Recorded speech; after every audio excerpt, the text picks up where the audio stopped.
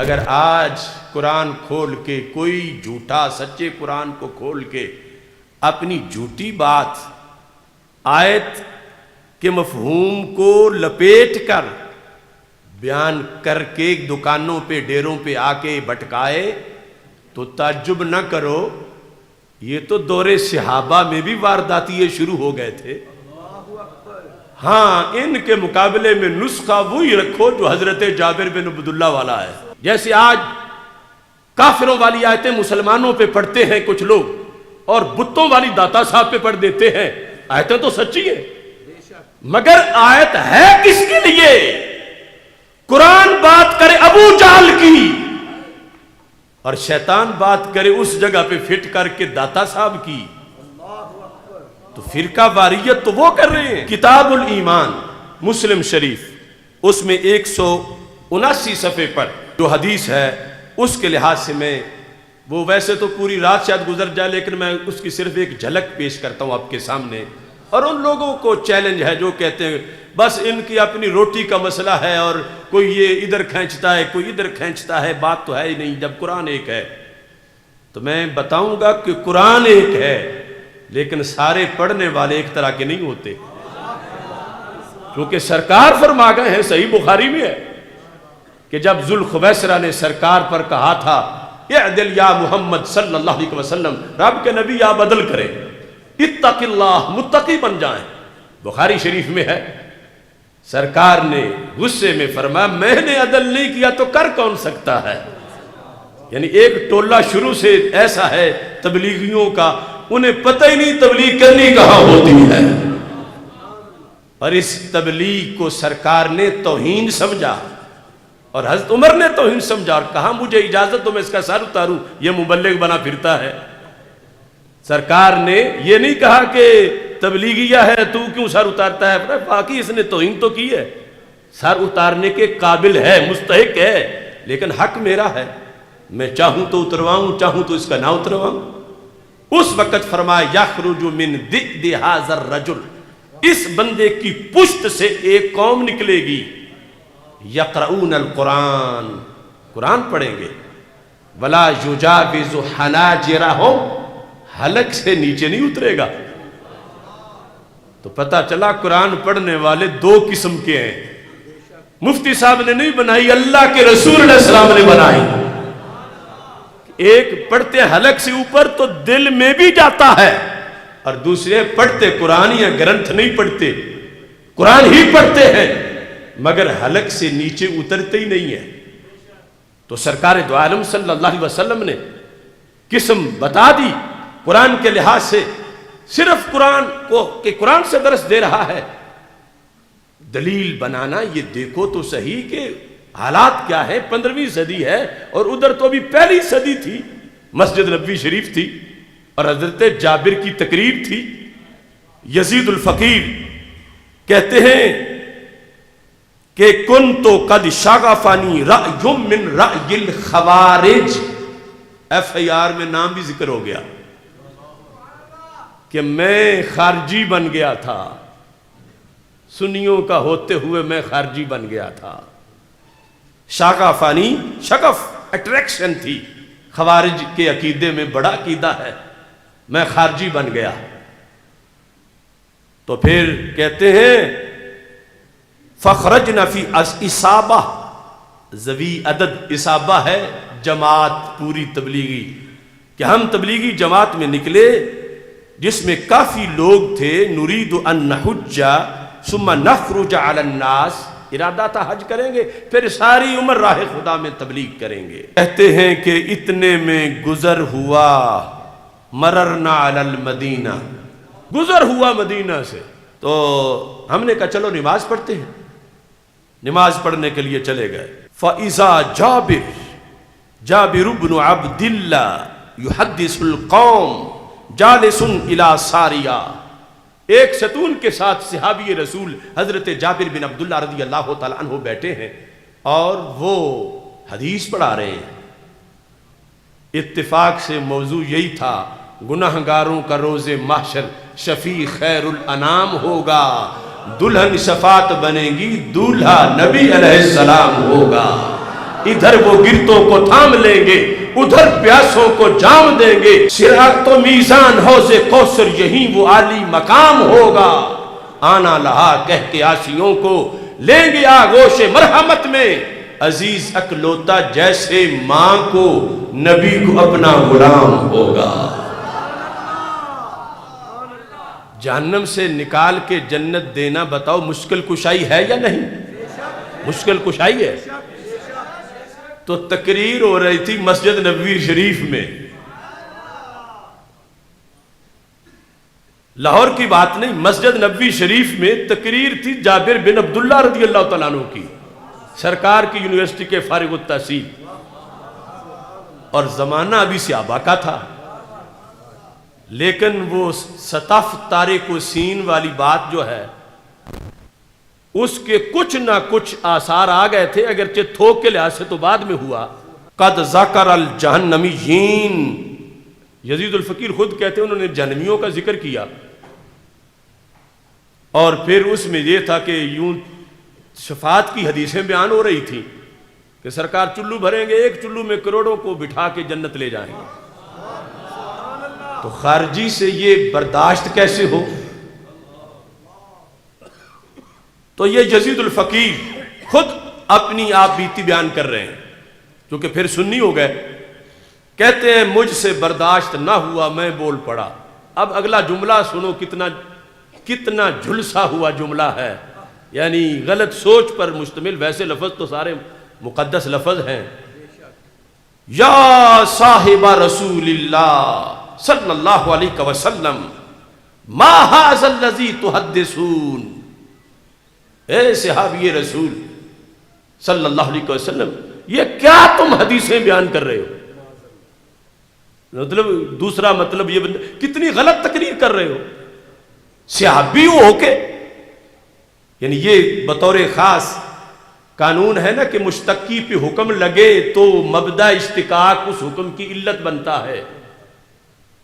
تو صاحب رسول کہہ کے ہٹ تو یہی کر رہے تھے، چلو کوئی دور کا ہوتا تو اور بات ہی، تم صحابی ہو کے ایسی تقریریں کر رہے ہو کہ قیامت کے دن بھی نبی کو اتنا اختیار ہوگا اور یہ مشکل کشائی ہوگی کہ جہنم سے نکال لیں گے۔ یہ یزید الفقیر نے اعتراض کیا۔ جس وقت اعتراض کیا تو ساتھ دلیل بھی دی کہ اللہ کا فرماتا انک من تدخل النار فقد اخزیتا، اور دوسری آیت کلما ارادوا ان یخرجوا منها اعیدوا فیہا، کہ جہنمی جب بھی نکلنا چاہے گا اسے پھر گرا دیا جائے گا۔ تو کہا دیکھو ہم تمہاری تقریریں سنیں یا قرآن پڑھیں؟ قرآن کہتا ایک بھی جہنمی نہیں نکلے گا، تم حدیثیں بیان کر رہے ہو کہ لاکھوں کروڑوں کو اللہ کے نبی علیہ السلام نکال لیں گے۔ تو قرآن ہے۔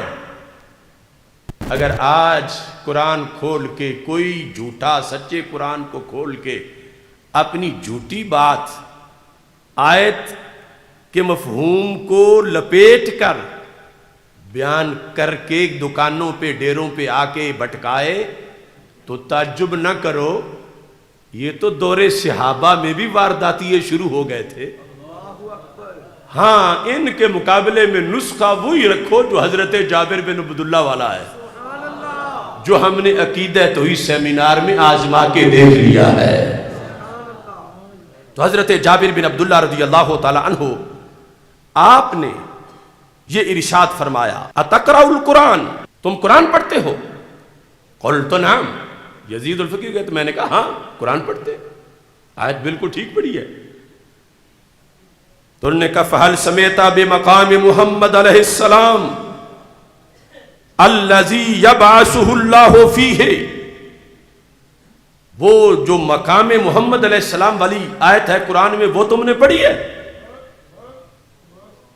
کہتا ہے میں نے کہا نعم پڑھی ہے۔ عسیٰ ان یبعثک ربک مقاما محمودا، قال، تو حضرت جابر نے کہا فَإِنَّهُ مَقَامُ محمد صلی اللہ علیہ وسلم المحمود الذی یخرج اللہ بہ من یخرج، یہی وہ مقام محمود ہے جو آیت میں ذکر ہے کہ جہاں سرکار کھڑے ہوں گے اور کروڑوں جہنمیوں کو پکڑ کے جنت میں داخل کر دیں گے.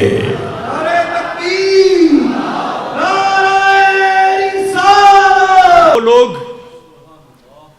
جو کہتے ہیں قرآن ایک ہے تو پھر کیسے ہو سکتا ہے؟ ہم کہتے ہیں قرآن ایک ہی ہے. حضرت جابر کے سامنے کسی اور قرآن کی آیتیں نہیں پڑھی گئی تھی، اسی کی پڑھی گئی تھی. مگر حضرت جابر میں اور اس خارجی میں فرق کتنا تھا؟ زمین و آسمان سے زیادہ. خارجی کہہ رہا تھا جہنم سے ایک بھی نہیں نکل سکتا. حضرت جابر بن عبداللہ کہتے تھے کروڑوں نکلیں گے، سرکار نکالیں گے. اب سچا کون؟ قرآن بھی سچا ہے، حضرت جابر بھی سچے ہیں، لیکن بد عقیدہ وہ ہے جس کو خارجیت نے ڈس لیا تھا، وہ بد عقیدہ ہے. تو اس کا روگ ختم کیسے ہوا؟ تو حضرت جابر بن عبداللہ رضی اللہ تعالی عنہ کا طریقہ کار واضح کر رہا تھا. قرآن سچا ہے، میں بھی سچا ہوں، لیکن جو مطلب تم نے پڑھا ہے وہ جھوٹا ہے. کیسے؟ کلما ارادو، کہ جب بھی وہ ارادہ کریں گے. اگلا حکم قرآن کا سچا ہے کہ ان کو کوئی نہیں نکلنے دے گا جب وہ ارادہ کریں گے. لیکن یہ تو دیکھو وہ کون؟ وہ پیچھے پڑا تو بات تھی کافر کی، پیچھے پڑا تو بات تھی مشرک کی. تو پتا چلا قرآن بھی سچے ہیں، جابر بھی سچے ہیں، جھوٹا ہے تو خارجی ہے. کوئی نہیں نکلے گا جہنم سے، یہ بات ہے کافر کی کہ کافر نہیں نکلے گا، مشرک نہیں نکلے گا. اور جو حدیث حضرت جابر بتا رہے تھے وہ یہ تھی کہ نبی کا غلام نکل جائے گا. اب دیکھو ابھی تو دور صحابہ ہے، لیکن وارداتیں کیسی شروع ہو گئی ہیں. قرآن کا تو لفظ نہیں بدل سکتا، مگر جو وارداتی ہے وہ پیش کر کے واردات تو کر سکتا ہے کہ حکم کسی اور کا سناتا پھرے. عوام کو کیا پتا کہ کس کی پیچھے بات ہو رہی تھی. جیسے آج کافروں والی آیتیں مسلمانوں پہ پڑھتے ہیں کچھ لوگ اور بتوں والی داتا صاحب پہ پڑھ دیتے ہیں. آیتیں تو سچی ہیں، مگر آیت ہے کس کے لیے؟ قرآن بات کرے ابو جہل کی اور شیطان بات کرے اس جگہ پہ فٹ کر کے داتا صاحب کی. تو فرقہ واریت تو وہ کر رہے ہیں. ایسا ہونے پر یہ کتاب الایمان بخاری دور صحابہ میں ایسا ہوا. اور جابر بن عبداللہ رضی اللہ تعالی عنہ کے پاس جو یزید الفقیر ساری بات بتا رہے ہیں، وہ کہتے ہیں جب حضرت جابر رضی اللہ تعالی عنہ کی ہم نے گفتگو سن لی، فواللہ ما خرج منا غیر رجل واحد، کہتے سب نے توبہ کر لی سوائے ایک کے. سب نے توبہ کر لی. ہم سارے ہی واپس چلے گئے گھروں میں کہ ہمارا تو بھی اپنی اصلاح ہونے والی، ہم نے تبلیغ کیا کرنی ہے. یعنی ہمارے استاد ہی ہمیں زہر دیتے رہے ہیں. قرآن کے ترجمے میں کہتے ہم لوٹے اور پہلے جنہیں کہتے تھے حضرت صاحب، قبلہ صاحب، استاد صاحب، اب کہتے ہیں فرجانا، ہم جب لوٹے قلنا، ہم نے کہا ویحکم، وہ تباہ ہو جاؤ تم. روتے حضرت صاحب بننے کو، ویحکم، تم تباہ ہو برباد ہو جاؤ. کیوں؟ اترون الشیخ یکذب علی رسول اللہ صلی اللہ علیہ وسلم، تم یہ پڑھاتے ہو کہ جابر جیسا چمکتا چہرہ بھی جھوٹ بول سکتا ہے. یعنی یہ آج نہیں جو لوگ کہتے ہیں کہ سنیوں کے چہرے بھی چمکتے ہیں اور پتہ چل جاتا ہے.